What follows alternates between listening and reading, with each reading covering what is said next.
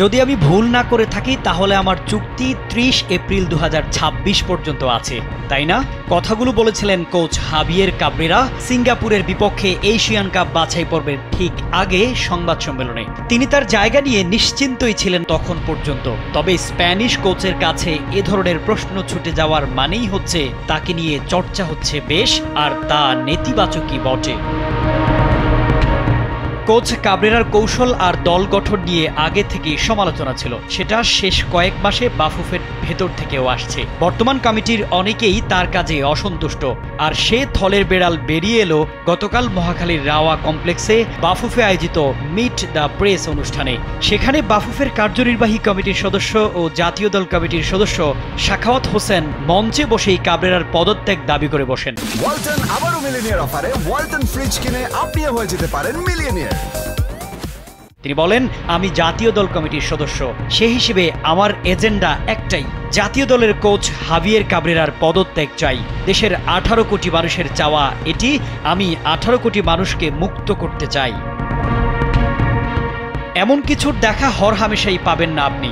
বাফুফের ইতিহাসও তো নয়ই, বাফুফের কোনো সদস্য এভাবে ভরা মজলিসে দলের কোচের পদত্যাগ দাবি করছেন এমন কিছু ঘটেনি বাংলাদেশ ফুটবলের ইতিহাসে কখনোই। এরপর তিনি সংবাদ মাধ্যমে কোনো রাগ ঢাক না রেখেই সমালোচনার কাঁটায় বিঁধেছেন কাবরেরাকে। প্রশ্ন তুলেছেন তার যোগ্যতা নিয়েও। দেশের এক বেসরকারি গণমাধ্যমকে তিনি বলেছেন, কাবরেরা তো খেলাই বুঝে না, হামজার মতো খেলোয়াড়ের কোচ হওয়ার যোগ্যতা তো অনেক পরে, বড়জোর বাংলাদেশের 3rd ডিভিশন বা পাইওনিয়ারে কোচিং করানোর যোগ্যতা আছে তার।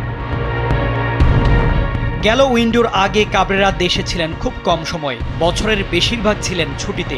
যদিও জানিয়েছিলেন লিগের খেলা তিনি দেখেছেন টিভিতে, তবে লিগের পারফরমেন্সের ছাপ ছিল না তার ঘোষিত স্কোয়াডে। মুখস্থ দল নির্বাচনের অভিযোগও উঠেছে তার বিরুদ্ধে।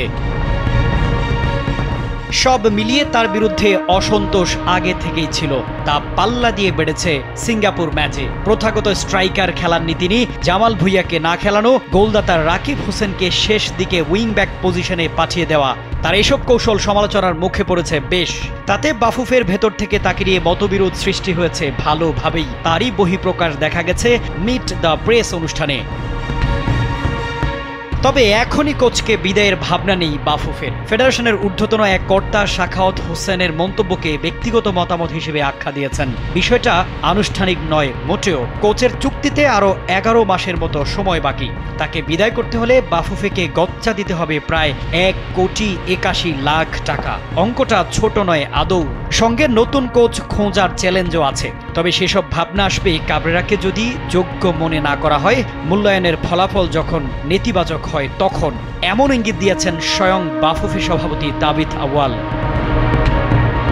এ কে এম শামীম খান, কালবেলা।